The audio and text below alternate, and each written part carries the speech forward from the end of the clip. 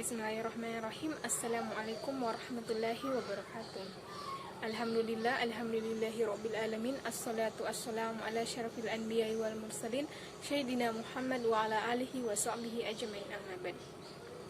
Pertama-tama, marilah kita panjatkan puji dan puji syukur atas hadirat Allah Subhanahu wa taala, karena berkat limpahannya lah sehingga kita masih diberi kesehatan yang kita rasakan saat sekarang ini.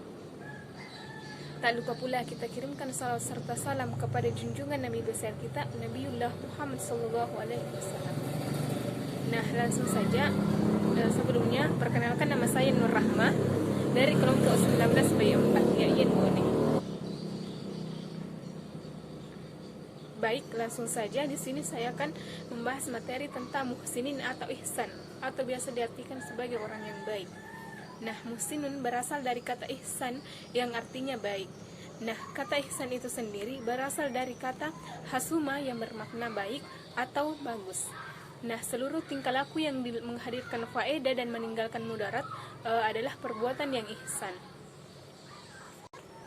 Jadi, ihsan merupakan suatu perbuatan yang sangat bermanfaat dalam Islam, dan pentingnya ihsan didasarkan atas 3 hal. Yang pertama, fitrah manusia, yang selanjutnya diperintahkan dan dicintai oleh Allah Subhanahu wa taala. Nah, ihsan merupakan fitrah manusia karena manusia tersandung dengan cinta kepada kebaikan. Nah, selanjutnya tingkatan ihsan yang mustahab atau dianjurkan dalam beribadah terhadap Allah Subhanahu wa taala mempunyai 2 bagian. Yang pertama, tingkatan muqarrabah. Nah, yaitu seorang yang beramal dan sadar bahwa dia diawasi dan diingat oleh Allah Subhanahu wa taala dalam setiap kegiatannya. Nah, kedudukan muqarrabah ini yakni ketika seseorang tidak sanggup memperhatikan sifat-sifat Allah, dia percaya bahwa Allah memandangnya. Nah, tingkatan yang kedua adalah tingkatan musyahadah. Nah, kedudukan ini makin tinggi dari tingkatan yang pertama, yakni seorang yang mengingat sifat-sifat Allah dan menggabungkannya dalam segala kegiatan dengan sifat-sifat tersebut. Nah, pada kedudukan ini, musyahadah, seorang beribadah Allah dengan Allah seolah-olah dia memandangnya. Nah, perlu ditegaskan bahwa yang dimasukkan di sini bukanlah memandang zat Allah, namun memandang sifat-sifatnya. Baik, selanjutnya bentuk-bentuk muhsinin atau ihsan. Seorang muhsin atau seorang muslim tidak melihat sikap dari ihsan hanya sebatas etika dan etika utama yang dapat memperbaiki tingkah laku, akan tetapi ia memandangnya dengan sebagai bentuk akidahnya dan berbagai bagian terbesar dari keislamannya.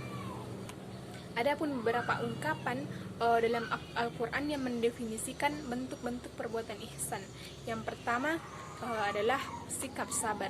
Nah, sikap sabar di sini yaitu menahan diri dari sesuatu yang tidak disukai dengan keridoan dan kepasrahan. Contohnya, jika diberikan cobaan oleh Allah Subhanahu wa taala, dia mampu bersabar dan menghadapinya dengan rasa sabar, karena sesungguhnya Allah tidak pernah menguji hambanya di luar kemampuannya. Nah, yang kedua adalah menunaikan salat. Nah, salat di sini adalah ibadah yang teratur dari beberapa lisan, dari perbuatan yang dimulai dari takbir dan diakhiri dengan salam. Nah, salat ini wajiblah kita kerjakan sebagai umat Islam agar kelak mendapat surganya Allah Subhanahu wa taala. Nah, selanjutnya menunaikan zakat. Nah, menunaikan zakat di sini adalah bagaimana istilah agama Islam ialah tingkatan kekayaan tertentu yang dibagikan kepada orang yang berhak menerimanya, dan sudah ditentukan dengan syarat-syarat yang sudah ditentukan dalam Islam. Yang selanjutnya, keyakinan kepada hari akhir. Nah, seorang muslim mengimani bahwa kehidupan dunia ini memiliki masa yang akhir. Nah, kita sebagai umat Islam yang baik harus meyakini bahwa akan adanya hari akhir, karena kita semua manusia di muka bumi ini akan mati dan kembali kepada Allah Subhanahu wa taala.